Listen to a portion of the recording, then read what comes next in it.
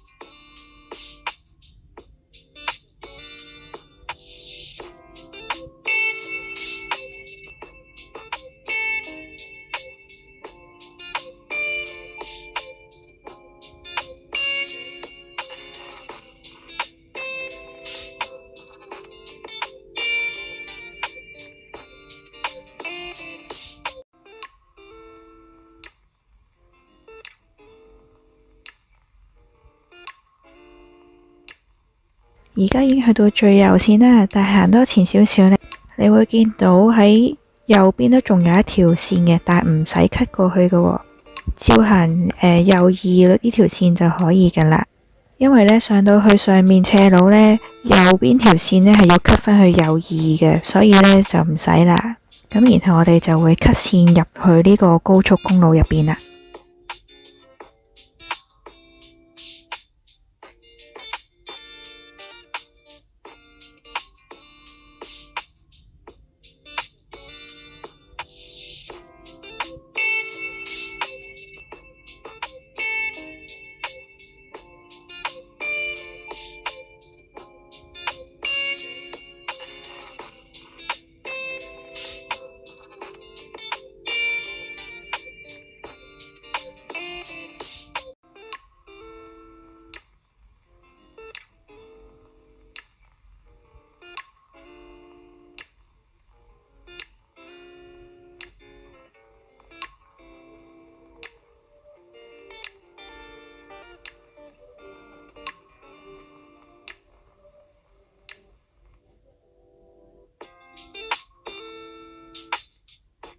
咁跟住呢，其實都唔使轉線噶啦，我哋沿路一直就瞄住呢一個大埔及粉嶺呢條線呢，一路直去啦。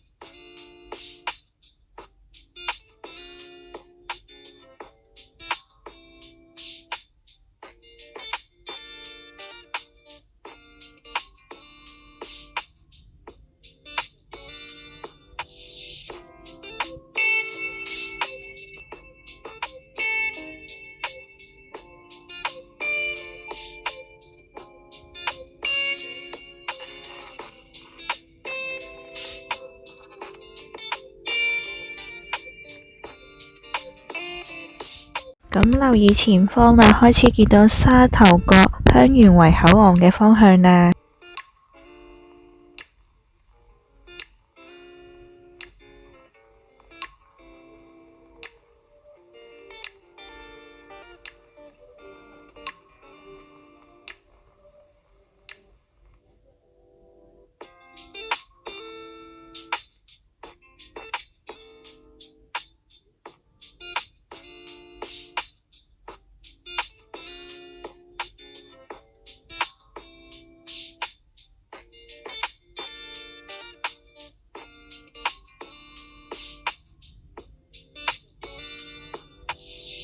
入完呢個隧道呢，我哋再繼續會去呢個龍山隧道嘅。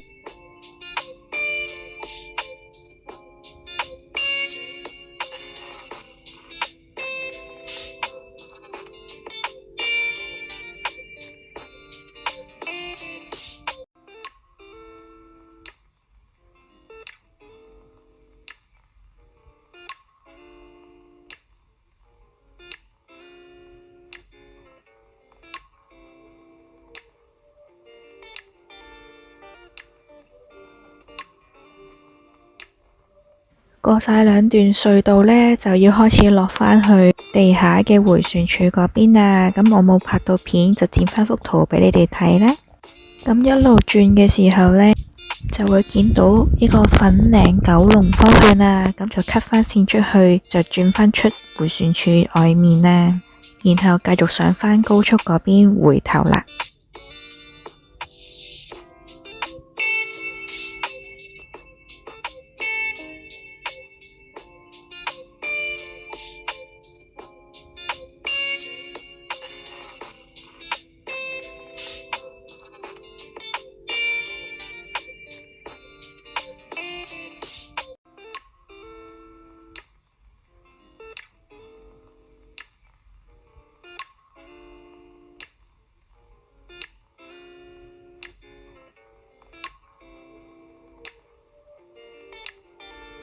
咁繼續沙田九龍方向一路直去啦。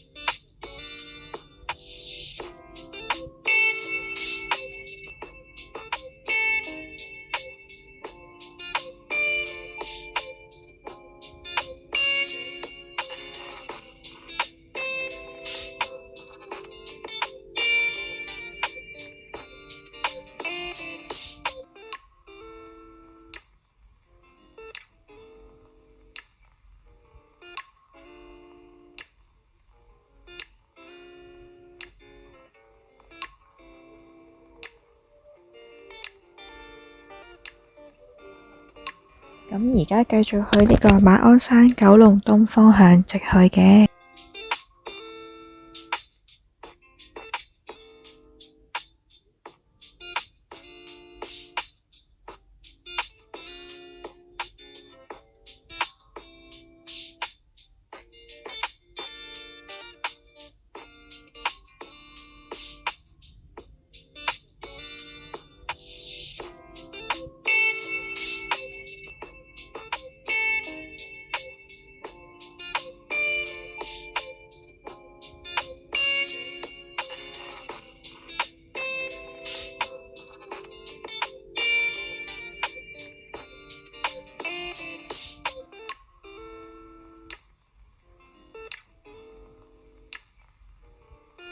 咁留意前面啦，馬鞍山九龍東方向會喺左邊上咗個橋噶啦。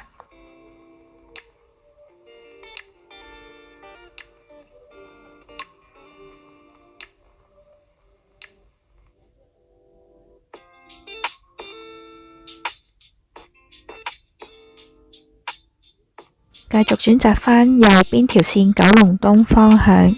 一轉完呢隻彎呢，落返去下邊呢，就唔好咁快急去左邊喎，繼續直行一段路先，要繼續往九龍方向行前多少少啊。咁跟住會見到九龍東方向路牌，望一望上面有個小瀝源方向啊，咁跟住就要 cut 過去啦吓。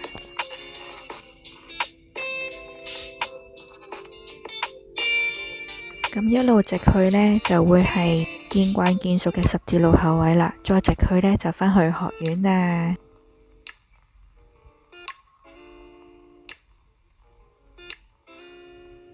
好多謝你哋一直睇到嚟呢度啊！咁我哋下次呢會繼續拍更多新嘅片嘅，下條片再見，拜拜。